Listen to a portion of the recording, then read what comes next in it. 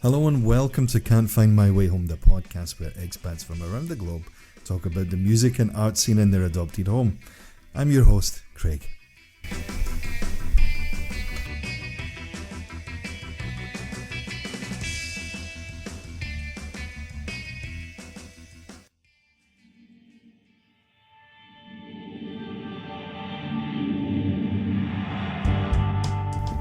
On this week's episode of Can't Find My Way Home, I spoke with Nick Barone. Nick's a long-term resident in South Korea but originally hails from New York State. We talked about Nick's garbage art project. Yes, that's right, garbage art. He makes art out of garbage. You'd be amazed what you can do with it. We talked about how it came about and what his plans for the future are with it. We also delve into the work of some other global environmental projects that he's been involved with. There's also the perils of social media, the Korean hashtag selfie, Mark Lanigan and a fantastic Korean three-piece rock band. All that and a bit more music talk in his top 5 at the end of the pod. So without further ado, Nick Barone.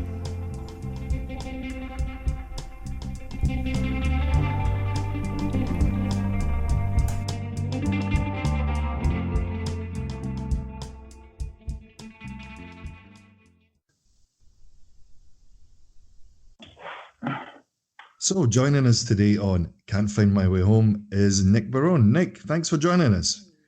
Anytime. Thanks for having me. Pleasure. How are things with you today? All good? Not too bad. Enjoying the winter weather and just waiting for spring. Yeah. Here in Germany, where it's very calm today, no rain, no wind, but apparently what's today? Saturday. So between Sunday and Monday, we're expecting some kind of big storm to arrive. But as I was saying to my mother last night, Scottish is, you get used to kind of wind and rain. It's a kind of normal part of everyday life. So, yeah, that's what I keep up with the weather back home. And we just got hit in central New York with looked like about a foot and a half over Friday night. Their Friday night. So yeah, you go to sleep, everything's good. You wake up the next day and you got 2 feet of snow on top of your car. I miss it at times, but just here, the weather here, windy and cold. Windy and cold, man, yeah. We have no snow really this year at all, nothing. No, same here, strangely enough, but never say never, eh? Yeah, still got February to go. Anyway, we're not here to talk about the weather, although I'm sure it could easily be arranged. Nick, as I was saying, thanks for joining us. Yeah. Let's just get it right off the bat. Could you tell us about yourself and how your expat journey started? All right. Well, I grew up, as I just said a second ago, Central New York, Rome, New York, and I was an art/music major in high school. And I always wanted to go south because I felt like that's where music came from. So I went down to school at University of Memphis. Blues and country and rock and even for the new generation of rap in the early 2000s. And I just got kind of disheveled after university. I bounced around a lot. I had a little tragedy in my family. And so I was kind of a nomad starting, a year after university. And so at about 19 years old, I'm in a car with, clothes and a guitar and made my way through university again. And after graduating, I was working in community organizing, so politics and those types of things. And I saw a big disconnect between the people I was trying to help in my life. I needed help as well. We'd go into poverty-stricken areas and help them with different public issues. And I had the same happening in my house for the low pay. And I just got tired of it. It was a humid November night. I was drinking, I believe, Jack Daniels, and I applied on monster.com for a job to teach in South Korea. I got a call maybe a week later at about 3 a.m, and the guy said, "This is Max from South Korea." And I was like, "Who?" You're like that. And so then I sold all my stuff. I visited back home for Christmas, and on December 27th, 2006, I ended up in Incheon Airport, and my journey began. So you're going into your 14th year? Yep, 14. I mean, I went, I always keep good timelines, but I went back for fall and fall of '08 until spring of '09, and then I went back home one more time for about a year and a half. Each time, working, traveling, seeing people, and then I came back, and I haven't left since 2012. I came back again, so I've been straight since then. And I mean, now things are slightly different for you in a more personal front. Yeah, you have more roots in the country now. Yeah, yeah. I've got a son, Leo. He's just turned 4, and my daughter Annie. She'll turn 1 next month. And married and that, and finally landed that lifetime dream university job. Ha ha ha. And yeah, so much different, and that's kind of what, we'll get to it in a little bit, but that's sort of where it kind of got me to with the art stuff, of just having a different perspective of being here, and maybe seeing things in just like a different light versus the drunken, hazy days of youth, as I got a little bit older and had more people that I was responsible for. I kind of saw the world in a little different way, I suppose. But yeah, so now this is it. That's a nice segue into one of the projects that I've seen you've been working on through your work online and through Instagram and Facebook and one thing and another. But it's this garbage art project that you're working on. Could you give us a little insight into where it all started and what it means to us? Yeah. Well, I mean, the name speaks for itself. It's a bit of, I thought it was humor, just because every time I would show my buddies, like, oh, it's garbage. And it started, I wrote out something not too long ago, an artist statement. I'm not an artist by any stretch of the imagination, but it started out, I guess, probably when I was a kid. We had a barn. My dad used to have an antique shop when I was a kid, and there'd always be all these different broken pieces of things, and for some reason I would always attach, I like the visuals of lines and shapes.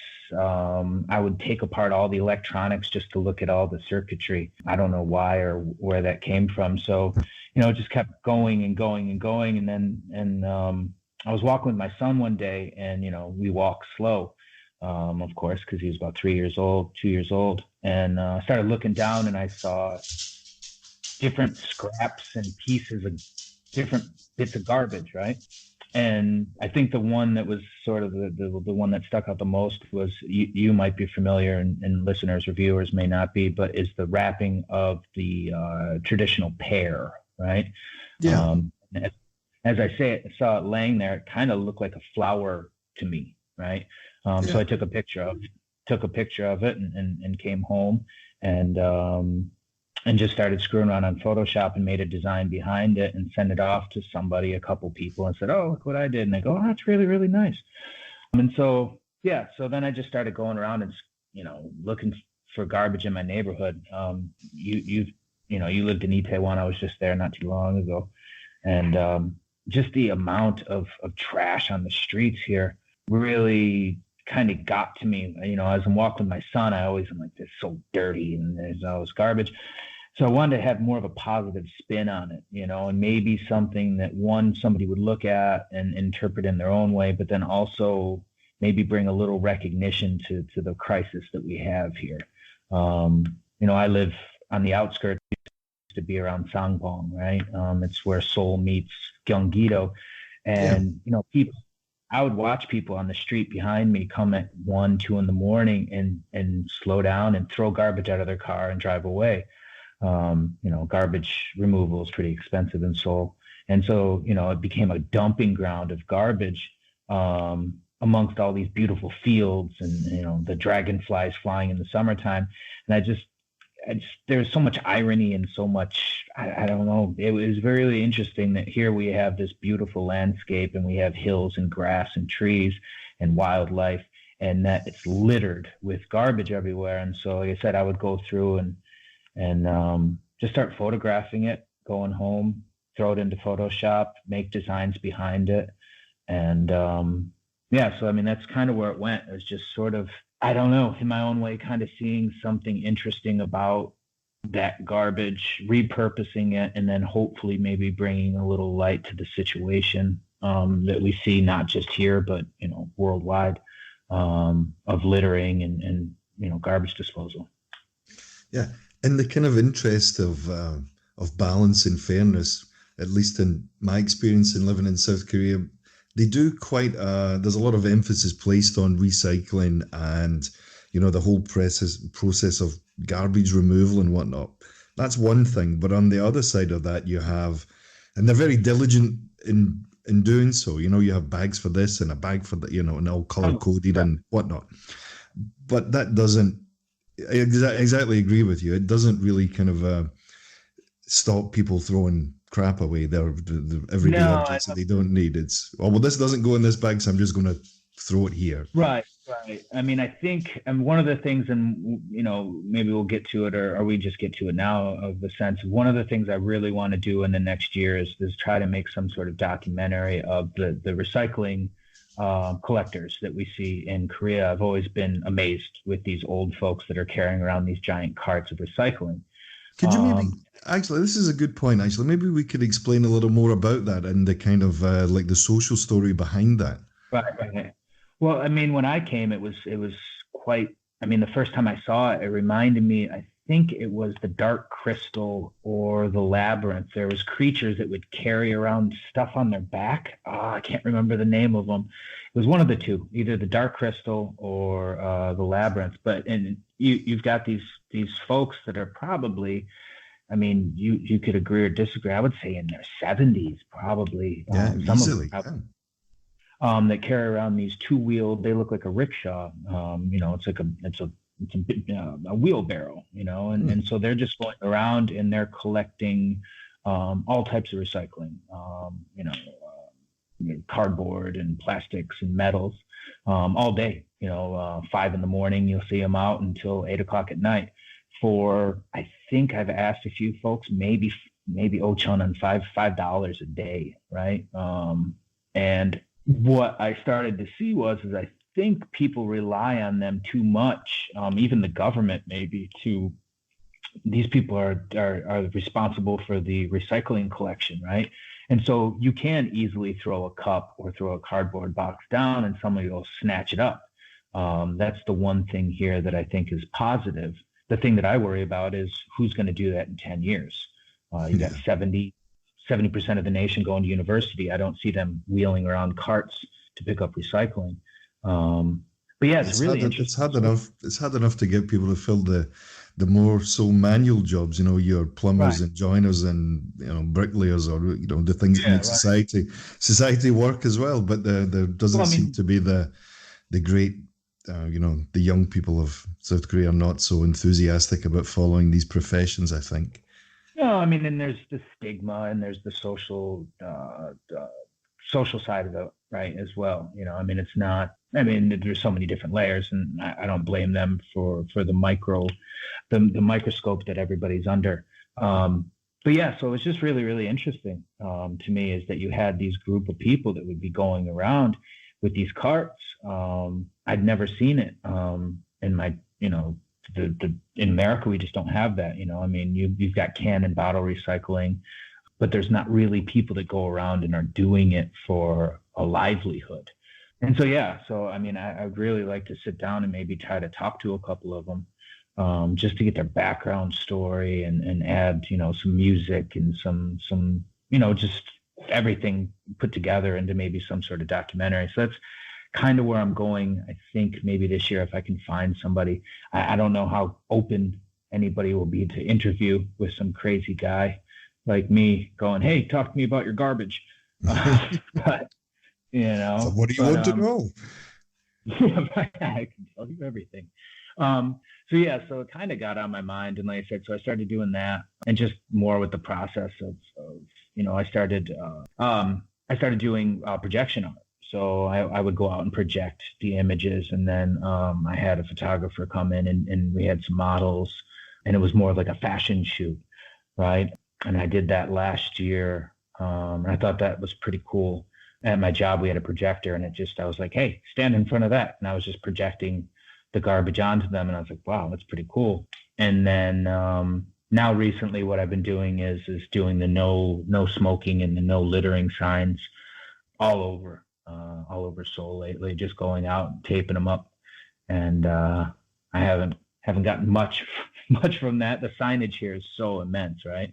That I think it gets lost in the background. But I kind of enjoy the photography that comes along with that as well.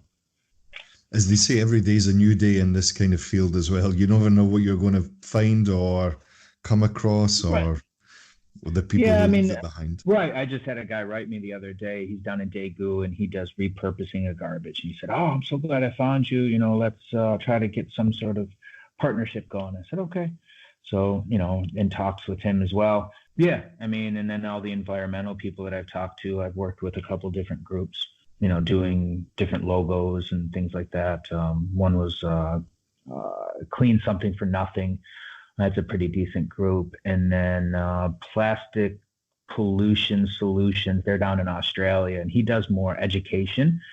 And he goes and does conferences and talks to kids and goes to high schools and middle schools and elementary schools. And so it's kind of, I didn't really get into it for the environmental side in the beginning. I was just looking for things that I thought were interesting, and I wanted to do more visual. But then as I started getting into it, I was like, it's hard because I don't want to be an environmental activist by any means. I don't, the reduction of use, here, single-use plastic and all those things, like I'm just as guilty as everybody else. So I don't want to go on the environmental side, but I'm not an artist. So when I get pinned up against artists, what's the statement and what's the concept? Is this the contrast isn't right, and the da-da-da. And so you get kind of stuck in between the two, where I'm not an artist. Yeah.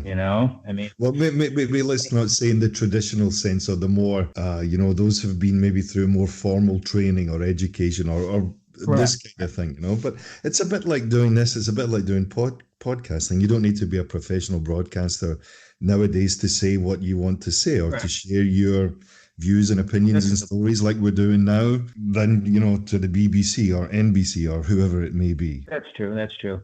And I feel like perhaps that's what everybody needs a little bit is that less, I wouldn't say educated, but there's a difference between what you're trying to do here and maybe a more formal broadcaster. And I think people sort of, kind of these days you see people wanting a little bit more, I wouldn't say realness, but perhaps just a little bit more authentic, less scripted. And so, maybe that's the way I've looked at art. I've never felt like you needed to be, schooled in it. Although the ones who are schooled in it would completely disagree. And you got that with music. I got that with music. When you run into somebody who's got a, I don't know if there's such thing. I guess you could get a master's in the guitar. But you've probably come across the two in music where, I've played with tons of musicians, and we just picked up guitars at 14 years old and started hacking at them. You just make noise, man. That's it, right? Yeah. And then, I just watched the interview with Johnny Rotten, and he said that's what they were trying to do, was just dismantle the idea of formal, classically trained musicians. But then if you run into somebody who is classically trained, I can see where there's a bit of, you've got to have some pride. You spend a lot of time studying it and about it. And so there's always that, the clashing between the two sides of, do you have to be classically trained or can you just do it for yourself?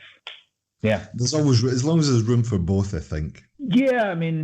You probably, as you've gotten older, I did with music, and I've talked to other musicians that we should have done more when we were younger, but we were like, I'm going to make my own songs. Whereas the guys that I knew that were copying other people's songs and practicing now are, they work in lounges and teach music. So, there is something there. I always thought of somebody who played just, especially when we were teenagers, when they were just picking up and playing somebody else's song. I was like, that's nice. And a lot of times we didn't, because we didn't want to try to learn how to play it, right? You'd try to hash it out. Part of the fun, just keep playing the same riff over and over, man. It's awesome, Yeah. But yeah, so like with the art thing, like I said, but then I've had encouragement. I sold a couple pieces, and then Living Room in Haebangchang, Okay. I got in Yeah. contact with them, and they're like, yeah, you can have the whole place. And they put me up for probably almost 2 months, over a month exhibition. I only went once, but on the first night. And Well, I'm less not a is network. less is more then, Well, I mean, I stood in the corner, and but yeah, so I mean, that was kind of encouraging to at least know, like, hey, somebody's paying attention, and it's not just me screwing around. And yeah, so it's hard because, as I said, it's hard to get that feedback. You get really demoralized when you put up something that you think is good, and you put it up on Instagram, you get 3 likes, and you go, Oh, and so that's that constant battle. I feel like it's kind of a roller coaster ride of, I get super energized and then it dies off, and then something else happens. I get energy again and it dies off, and but you just keep going, I guess, right? Like with everything, you just do it because you want to do it. Some people, I don't know what I'm looking for out of it. I think that's probably the best, is that if you're not looking for anything out of it, then you just do it because you're wanting to do it versus, the fame or fortune or recognition. exactly. Yeah. Because this is a thing when I was planning about what am I going to do a podcast about, or so I joined a few groups on Facebook and Reddit and one thing and another, and a lot of the stuff I read were similar questions. People with the same idea. They say, how do I get started? And there's lots of stuff online for different budgets and all that. But then behind all of that, the most common question is, how can I monetize my podcast? Yeah, right. And it's just all about that. And I'm, fine. I mean, and yeah, I mean, there is a bit, it just depends how much you're putting into it and then what you want to get out of it. And I still, I don't pride myself on age, but I still think there comes a certain part where there's that turn of like, okay, I'm going to start to focus on some stuff that I like to do versus, and you don't, I do have that urgency as you start getting older. Like, I got to get this done. I got to get this done. But also I think there's a little bit more of a calmness that comes over you because, in my area, I've failed more than enough times where I'm okay.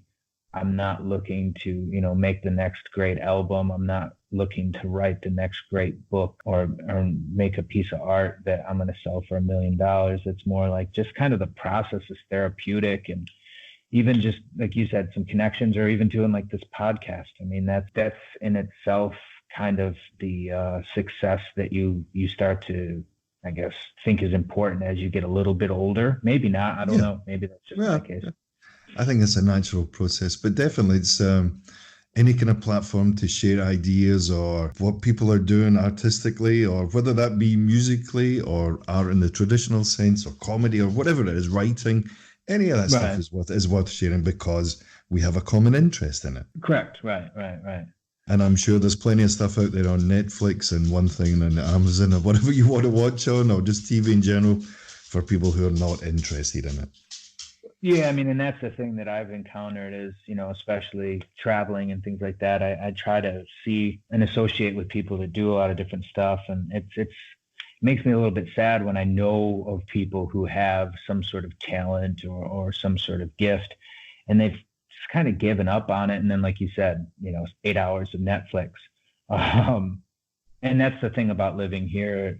I've always said, like, I've just never felt comfort. And I can't sit on the couch at the end of the day and just watch TV because it's just never home in a way. And so I'm like, okay, I got to get on something. What am I going to do to get me to a place of comfort? And now I just turned 40 and I still haven't found it. So I feel guilty. I just turned 50, Nick, and I can pretty much say that. So we're both just yeah. It's like I said, and so I think that's a constant push as well of, okay, I'm not going to sit down and watch television. What am I going to create or put together? And, that's where that leads. This is as good a point as any. Take a short break and we'll be back just after this.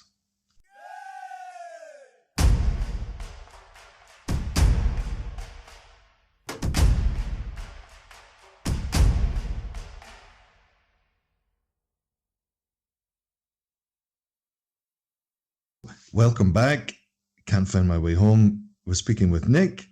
And Nick, we're talking about your garbage art project at the moment. Before the break there, we were just talking about you had an exhibition for a couple of months, I believe. Yeah. Yep. And the centre of Seoul, really, the kind of foreign or district, if you like. Yeah. Could you tell us a little And hey, bit more about that and how it transpired and, I mean, it was just that social media connection, and so somebody was looking for artwork to hang at a restaurant, and I put in my 2 bits there, and I was, rejected, but they had told me to check out, I was looking for places because exhibitions are hard to come by in Korea. You probably knew, was playing music, pay to play. And so the living room, I don't know, because I don't go out, and I contacted them, and they said, yeah, sure. So I went and checked it out, and it's in a basement. It reminded me of my house growing up, this dark, dingy drinking hole, and it was perfect. it's just right on that four-way intersection as you come into Haebangchon, yeah, If where memory serves me right. the grocery store used to be there, and what was That next was door? super. Yeah, and I hadn't been there in 4, 5, 6, 7 years. And I walk down that road, and there's people drinking wine out on the street in tuxedos, and I'm like, what is happening? Gentrification. And but yeah, so it was interesting because when I started doing the artwork, I've got a great friend. We grew up together, and he's an artist. He's an engineer. He's all sorts of things. And I told him, I said, I wanted to start this project as something that I could touch. I didn't want to make any digital art because I just get tired of making something that's produced and saw on a phone. I wanted to actually make, not a sculpture, but actually make something with my hands, right? And then, of course, I ended up just making digital art. But it was nice to actually then go there and see and put the artwork up and actually see it displayed, because I'd never printed it. I'm just looking at it on my phone or on my computer when I was making it. And so it's a lot different from a tiny screen to an actual, a large size piece. And I actually put up I had a little projection in the background on the side there. And so that was showing images. And as we were talking in the break, I get pretty deep, and I always think full circle. And so I actually have my dream exhibition already in my head and laid out. But I contacted them and I said, listen, I'm going to make a playlist. And so I found Pete Seeger's got a song called Garbage. Like I said, the Pixies, Charles Manson. Even my son found this song called Sam the Garbage Man. And so I piled this 20 song list. And of course I picked the ones that I thought would actually work really well in a social atmosphere. And I was extremely proud of it. I listened to it the other day, actually. And I sent it over to them at the living room, and they said, well, we kind of have our own DJ. So you're stealing someone else's thunder, yeah? It's like, yeah, okay. Yeah. Well, and I didn't know, and I didn't take any offense to it because, I was just like, well, if you guys need some music, here it is.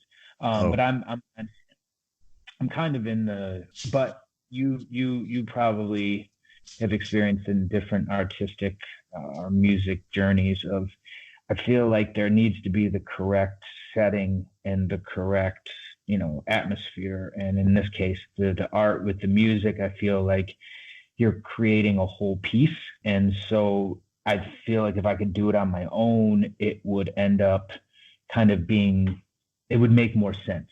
You see what I'm saying? If you had the garbage music and you had the garbage art, and it would just make more sense to perhaps, someone viewing it. Instead of it being, 90s pop music playing over top of garbage art didn't really make much sense. But again, I mean, I thank those guys a ton. If I ever can come up with anything else, I would definitely go and talk to them again to see if I could get something shown there. Any plans for maybe some original music to go along with it? Either yourself or some friends from home or in Korea? Well, that's a good point. I actually, maybe a month ago, I was laying in bed, and I just got an acoustic guitar finally that works. My son broke the 6th string. I have no bottom string, but I was just playing kind of I don't even know how to compare it. Just sounds, right? Something that was but like kind of a melodic, kind of, I don't even know what you call it, maybe a folky type of, I don't know, documentary sound. And so I actually started to put some stuff together and then record it on my phone, at least just to revisit it at some point. So that I started making videos, and I never put them out, but I made a bunch of videos, music videos, of different songs that I found when I was doing the projection art. And then I was making a couple other videos because I love making, visual type of stuff. So that's still in the realm of the one thing I will say that I've noticed, especially on Instagram, is the viewership of videos is very, very low. It seems to me people are more into pictures. If I upload a video, it gets 10 views.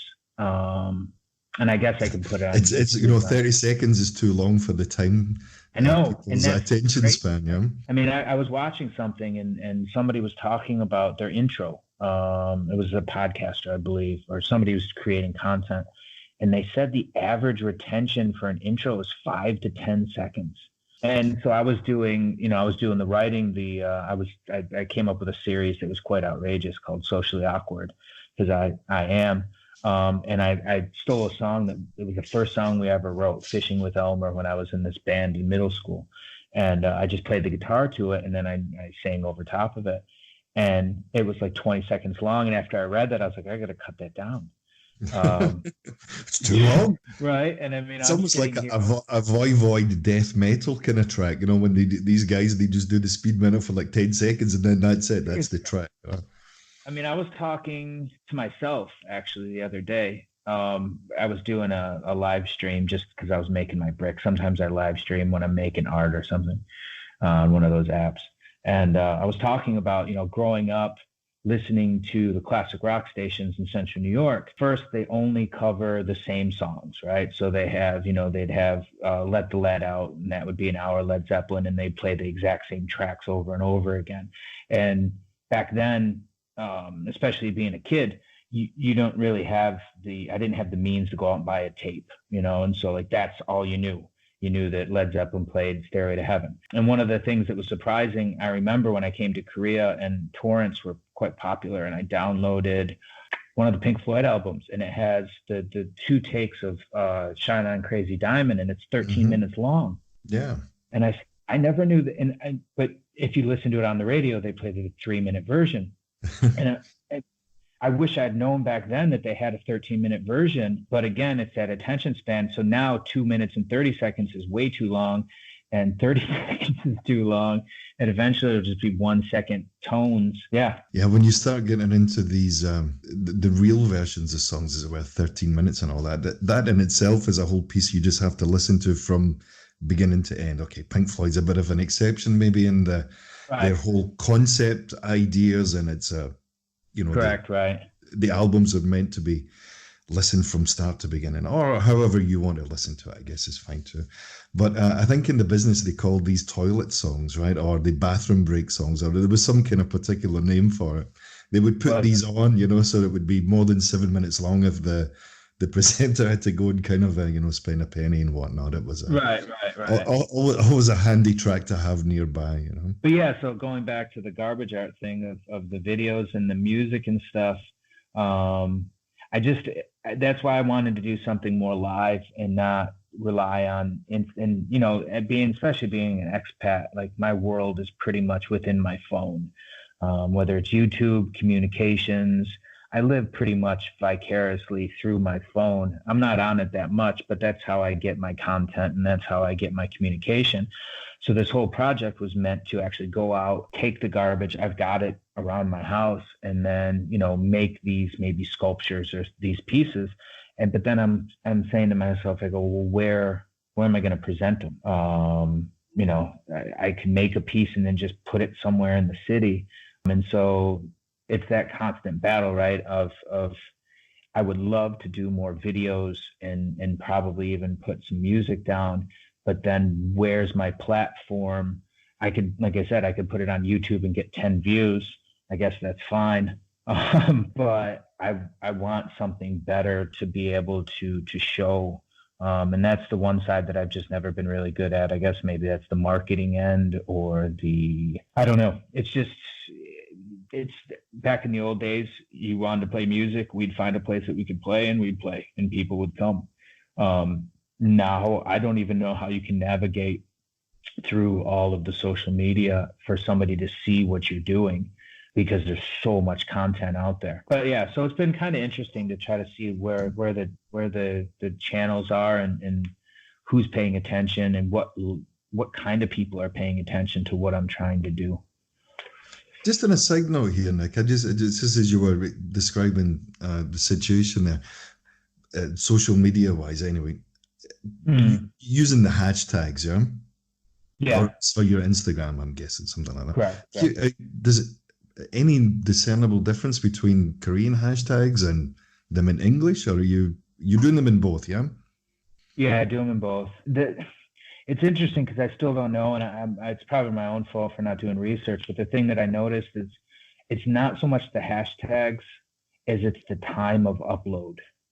You know what I'm saying? So if I've got to think if I'm going to upload something and I want people in, let's say, America or the Western side of the world to see it, I can't upload it at 5 p.m. in Korean time because everybody's fast asleep. Same thing on the weekends, nobody's checking.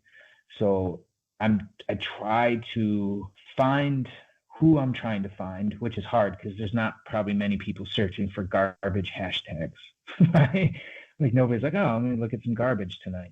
And so on the Korean side, that's tricky too, because everything, it's not just Korea, but the social media side is like selfies and food and travel, and there is art, but you upload something and 1,000 other people upload a picture and it's just so buried. And so I've noticed like a difference in time. So if I try to catch people before they're on their way to work, lunchtime, and then on their train ride home, it's been my thinking because I feel like all of these kind of peak periods, if you like, or when people have their 10 or 15 minutes to get from one place to the other, or maybe it's longer, maybe it's an hour, the commute home and that sort of thing. It's that, yeah. So yeah, I mean, with the Korean one, and like I said, it's hard because you're trying to present something, and I can't explain what it is. So all they're doing is seeing it, and so they don't really know even what they're seeing. I've had people come to me and go, "Oh, you paint?" No, that's not painting. That's a picture. It's a photograph. Oh, really? What is it? And then I explain to them that it's a peach wrapper or a pear, a piece of styrofoam, or it's, old junky, electronic bit. I mean, that's what's kind of hard with mine is, and I guess it's, when you're writing your thesis, the same advice I got. If you can't explain your idea within 2 sentences, it's probably not a good idea. Oh yeah. But like, I think I kind of enjoy that though. And some of the people who came to me the most are like older women, which is interesting to me. So it's hard. I don't know really who I'm aiming at. I know it's not the Korean hashtags that are popular, like selfie and that kind of thing, because again, people don't really know what they're looking at. And when they know it's garbage, people don't really like garbage. And so I'm trying to make garbage visually beautiful or at least interesting to look at. So yeah, so it's with the hashtags and stuff, it's kind of hard. I mean, I have a decent core of people that I think come back and I've talked to.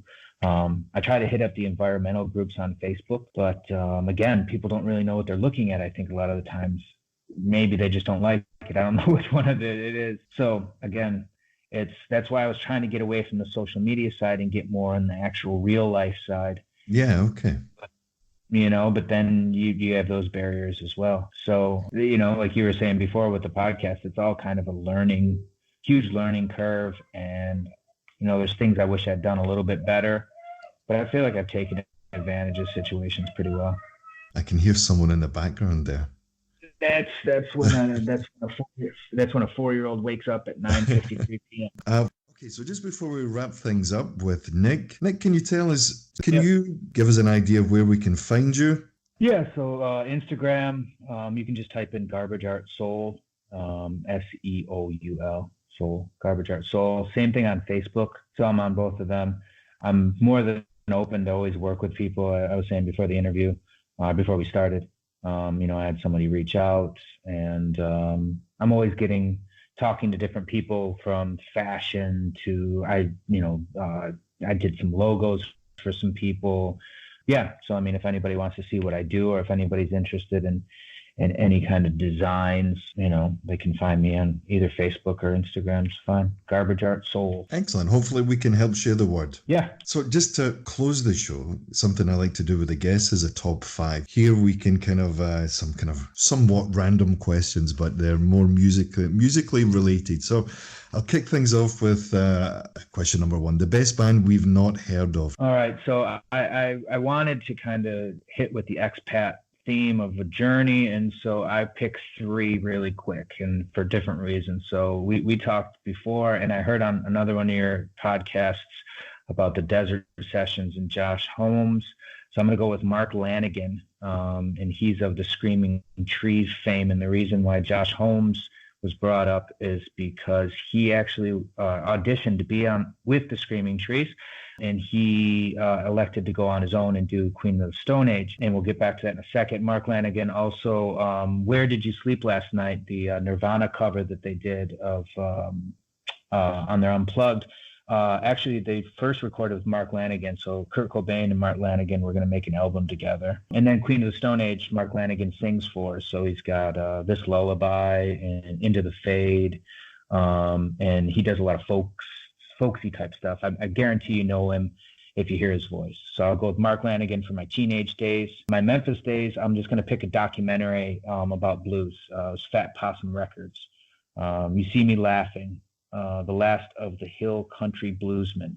It was filmed about 2002, and Fat Possum Records, the 2 guys that own it, went through Mississippi and Arkansas, interviewing all of these underground blues musicians, these old guys that were still in existence, playing these holes.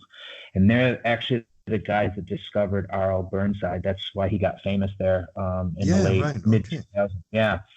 And because of that documentary. So what they did is they brought all these guys in, signed them to record contracts, and made them pretty good money. But the documentary is amazing. And so that's one of the reasons why I went south, was because that's where music came from.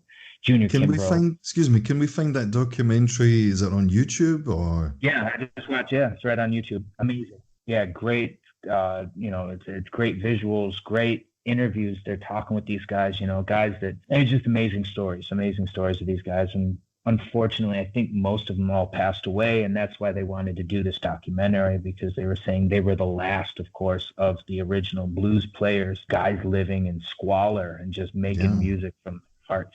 So that's a really, really good one, and that's why I put in Memphis. And then the last one would be, I just went out to Hongdae not too long ago, and there's a great band called byeol.bo.ra, byeol.bo.ra. A bunch of young kids. It's a 3-piece. The drummer sings and the bass player sings a little bit. It's melodic. The only thing I can think is it's like acid rock meets Dinosaur Jr. They have these long songs with a lot of different progressions, and the energy was amazing. The singing was that kind of raspy Korean style, and the drummer, I mean, I can't believe he doesn't go through 3 or 4 snare drums every set. He was just killing it back there. And the guitarist is amazing. And I saw him playing this tiny, tiny little club in Hongdae, in front of 30, 40 people. But they're on Instagram, and worth a check. It's just really good. It's nice to see someone making some actual, pretty good music in 2020 in Seoul. It's kind of died off. So yeah, byeol.bo.ra. So those would be my 3. Fantastic. We'll add these to the show notes. byeol.bo.ra, I don't know that name at all, but from the excellent description you gave us there, you should be in A&R, I think, Nick, actually, with this kind of side project here, But yeah, you're right. When you see something you haven't seen or felt or heard for quite some time, and it's it sticks with you. It's a great thing. Yep. Next question. So maybe a guilty pleasure, a band or an artist that you shouldn't like, but you do. Well, I don't know if I shouldn't, but I guess I do. I'll try to think of something that's more recent lately. I should go with Cyndi Lauper. I've been playing that a lot for some reason. That I don't know if I shouldn't. I think for me, she exemplified everything that was great about pop music as a kid and seeing her on MTV. She's still winning Grammys too. She plays blues music now. So I mean, there's nothing that won't bring a tear to your eye like hearing True Colors. You just read my mind again, because I was going to say True Colors is a great pop song, I think. Oh yeah, she's got some really, really good ones. Yeah.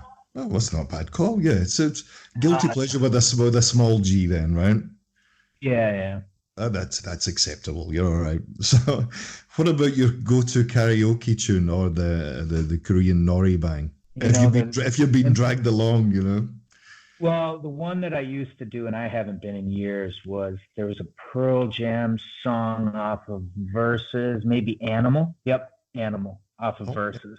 That's the second album, yeah. Second album, yeah, Animal. The one, yeah. So that one always, I felt like I could hit the notes of, and it was always kind of a shocker because you go in and I would go especially like this older guy, and so he'd do these like, the song Evergreen. I don't know if you ever heard that one, but yes. It's kind of the polar opposite of Animal. Yeah, exactly. So it was always kind of nice to be like, here's my song that I want to pick, and at times there's the song by Han Dae-soo, Muljum Juso, because he sings terrible in that song, and that's always a good one to pull out. So I would say those two: Animal, Pearl Jam, and Muljum Juso, Han Dae-soo. Good call. And maybe the last one then last one. An ultimate rock trio. Since if it's not going to be byeol.bo.ra, who would it be? You can be in the band or not. It's your call. Oh, does it have to be an existing band, or I make it up myself? The latter sounds much more fun. All right, so you'd have to. Oh man, it's a tough one. I'd have to put Dan Carey on drums. I would have to put. You have to put Page on guitar. I would put Les Claypool on bass and singing Tom York. All right, that's an eclectic lineup, but somewhat rather good, I would say. You're going to get some interesting time signature changes there anyway. Let's put it that way. Well, I mean, that's the thing. It's kind of hard. I mean, I spoke to you a little bit about my newfound love for the Rolling Stones, and what's interesting to me is really, besides Mick Jagger, they're not really recognized as having these ultra musicians, right? And so it's hard to pick the best when it doesn't always take the best. It's more of a team effort. Whereas like, I guess if you had to pick one, I've always said if I had to pick one band to listen to forever, it'd probably be Radiohead or the Stones, because they can do hard and slow and soft and change styles. But yeah, that would probably be what I would have. And then I have one for you.